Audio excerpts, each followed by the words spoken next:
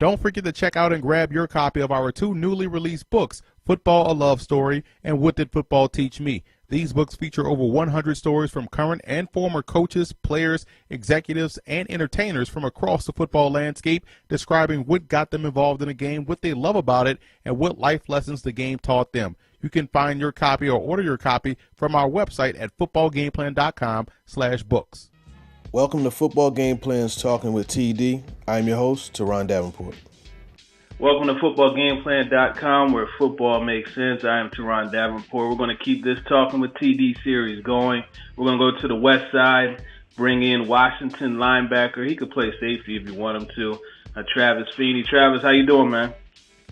I'm doing good. How you doing, Teron? I'm doing well, and I appreciate you coming on. And I just wanted to get you on because, like I said, I was impressed with you at the Shrine Week, impressed with you throughout the season, as well as the Combine. You definitely put on a good showing. So just coming into this season, what were some of the goals that you had? You had to take over as a team captain, guys like Marcus Peters, Danny Shelton, Kikaha, that they moved on, and here you were the guy on campus as far as the defense was concerned. What were some of the things you wanted to accomplish this past season? Yeah, I mean, definitely this year I had to become more of a captain. I had to become more of a guy to help keep the team together, more of a guy to build confidence in the young guys. And just with that, just being a little more serious in my film, being more serious about on the field stuff, and definitely having to take more of just a key role on the field. Yeah, and that's one of the things that I wanted to talk to you about. You had to take over as the Buck, and a lot of people don't understand what it takes to play that type of position. So you had to take over for Kikaha there. What was it that allowed you to excel? Because it seemed like you really blossomed in that position. Yeah, definitely with that, I think I just had a good mentor. I had Howley able to help me out and was able to talk to him a lot about what he did for pass rushing and how he got his ankle flexion lower. He helped me a lot with that, doing loops, doing hoop work, and doing ankle flexion and working on my hands a lot. When he was still there, he was able to help me around when he was around the facilities, talking to him, talking to Danny, talking to Shaq, team of guys like that who are doing it on the league, and then just talking to Timo about watching film and how to watch film right, because he was so smart and so intelligent in the film room. He just knew how to do it. So, just taking tips from those guys and taking tips from their games and trying to develop them and put them into my game and adding that. Well, it definitely worked. Making me an all-around better guy.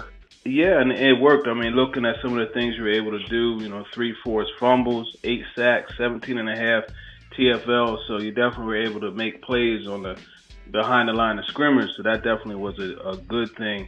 In addition to the defensive side of things, you had an impact on the special teams, 2014 Special Teams Player of the Year. Oh, yeah. Yeah, so what's the mindset with that, and how do you feel that will allow you to make a smoother transition into the NFL? I got to thank my special teams coach. I got to thank Coach Choden, thank my past special teams coach, Dad, Coach Nansen on that. But really Coach Choden on this one. They instill special teams in our mind. Special teams always has to be the thing. Like, it might be grunt work, it might be sloppy, it might suck sometimes, but man, it makes a difference. You gotta win in 3 phases of the game to be able to win the game. And special teams is a bigger part than what people think. I enjoy it. I enjoy running down on kickoff and laying the wood on somebody. Enjoy being on that punt and trying to lay somebody out, or blocking on that kickoff return.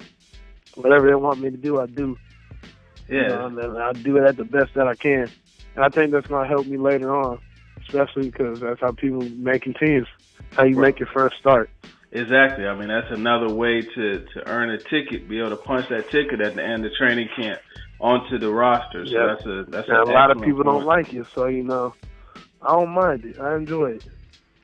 Now, just looking at the whole athleticism that you bring to the table, 6'4", 230. I didn't realize that when I was watching you at the Shrine Week practices. I mean, the way you were able to move The movement skills are definitely there. It showed at the combine, 4.5 40-inch vertical, 10-10 broad. I mean, these are numbers that some of the DBs were not able to put up. So just when you look at how your athleticism transfers onto the football field, I think that's something you really have to look at.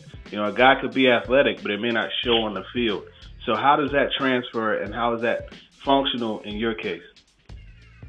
I think my game transfers just, especially one thing. I mean, it could have been, my numbers could have been better. You know, I had sports hernia the whole year that I played with, and recovering back from that, and doing really good in recovering from that. But I think my speed with that translates to the game, where I'm a sideline player, sideline guy. Rarely the guys get outside on me. You know, I can run things, run guys down from the backside, or run guys down from 10 yards back. You know, I can cover guys. I'm not really worried about it. I'm comfortable with that, coming down from safety. I don't mind covering the tight ends and playing. And then with that, playing at Washington, I played every linebacker spot but Mike. So, and playing in all different spots of the defenses helped me really to see how the front seven is, and even though the secondary is doing their times. You know, so it helped me to understand more of the defense overall. And it's really interesting that you mentioned that. You look at the way the NFL is situated. It's a passing league. So guys like you that could rush the passer but also drop back into coverage and carry a tight end up the seam or you know, whatever you need to do as far as coverage is concerned, that definitely puts a premium on your ability. Would you agree to that? Oh, yeah, no, definitely. I mean, I definitely think there's guys who can do it, but I think there's no guys I think who are like me. I don't think there's a guy who has athletic ability or has the ability that I have.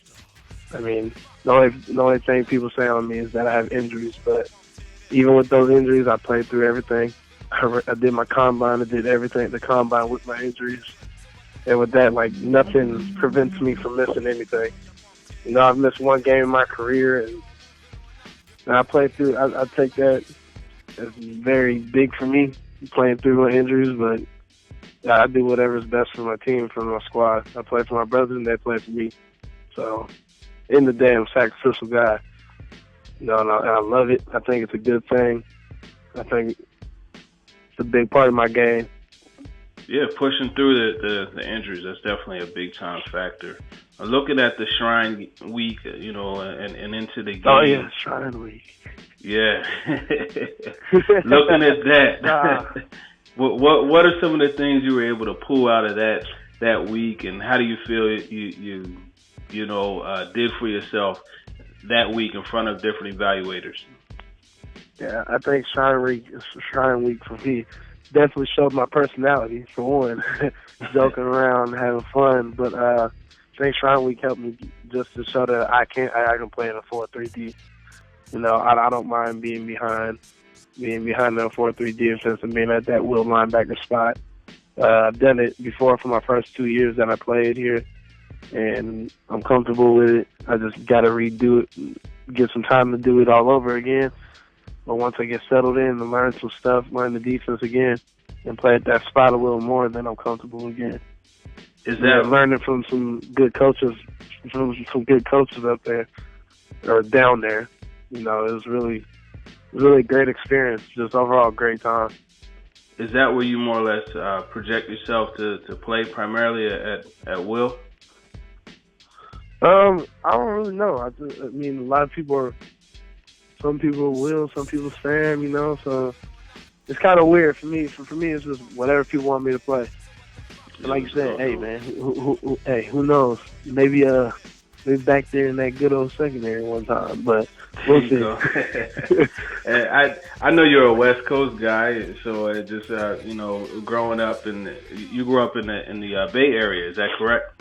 Yep, Bay Area.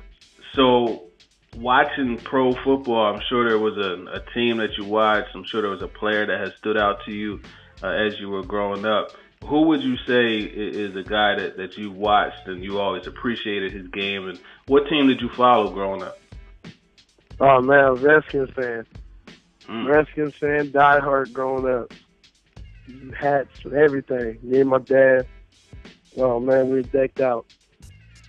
You know, and the guy that I admire most is Sean Taylor. Sean Taylor's my player I want to be like the most. So I try to admire my game off of, just admire his aggression, the way he tackles, wraps up. No, doesn't hit, but wraps up. A guy who makes the defense that much better and brings energy all the time. And you could just see with every play that he played in the game that he enjoyed it. Yeah. He loved it. Yeah, he was a pleasure to watch, man. That's a good guy to want to. Yeah, man. There ain't gonna be another one. No, I agree with you. I want to be like him, but I'm my own dude. Just like him, I want to be a person. They said there ain't gonna be another one. There you go. So just looking at the combine, I mean, like I said, you blew this combine up, man. I had to commend you on the numbers that you were able to put up. What was the feedback? You're welcome. Not a problem, man. You have to recognize. What was the feedback that you were able to get, from the meetings? And obviously you met with teams prior to your workout, but what were some of the things that they wanted to see you do and that they liked about your game? I think guys wanted to see if I could flip my hips. Guys wanted to see if I could move, if I could shuffle, if I could, follow directions. Guys want to see how I am on the board. Guys want to see if I can relay a defense back if they tied it to me. What can I absorb? How do I learn best? Guys want to see how fast I was going to be, because I know some things people had me projected running 4.7. Some people thought I was going to break 4.6. So it was pretty. I mean, I knew in my mind, I knew what I was going to run. I still didn't run what I wanted to run, but it's all good. But I knew I could definitely get 4 or 5. I was very confident in that. Knew that was going to happen easily, and it wasn't shocking to me, but it was more shocking to everybody else. So it was pretty funny. It made some good conversations, some good jokes, but it was a good time. And I think it really helped show guys that I can move, I can flip my hips easy. I don't have any problems with that. I don't have any. I can definitely run, and I feel like it showed my explosiveness too. So what's next in the process? I mean, you pretty much got everything taken care of. I'm sure there were some workouts. The draft is coming up in just under a week from now. What's next in the process for Travis Feeney? Man, next in the process for Travis Feeney is rehab. Get better every day. Get ready for the rookie minicamp or whatever takes me. Because whatever takes me, man, they're gonna get a star. They don't know, man. Whoever passes, they're gonna regret it, man. But I'm just gonna show out for whoever wants me, and hopefully I get picked. And that'd be a blessing. And always wanted to happen, be a dream come true. And just for me, I'm just gonna go home, go chill with my family for the last couple of days that I have, and then just get ready for work. Well, I tell you what, there's little doubt in my mind that you will hear your name called at some point during the draft process. Like I said, a big fan of your game. I like what you bring to the table, and I just tell you, man, keep chopping wood, and we'll see how this thing works out. Thanks a lot for coming on. Do you have social media? Thank you. Yeah. I got social media. Go ahead and let them know where they could follow you so they can keep up with the whole process. Keep me up on Twitter, DogsFeeney41. Add me on that Twitter. Travis Feeney on Facebook. Well, I keep my Instagram on my private, but everything else is open. It's open for all to go and give me some love. And I reply back, so it's all good. That's it. Travis Feeney, linebacker, special teams extraordinaire, University of Washington, coming to a field near you on a Sunday soon. Thanks a lot, man. Yes, sir. All right, have a good one. Cool. Right. Appreciate you, man. Hey, quick question. I cover the Eagles for. That wraps up this edition of Talking with TD. Be sure to check out all of my interview segments at footballgameplan.com/talkingwithtd. If you have any questions or people you want me to sit down with, hit me up on Twitter at @tdavenport_NFL.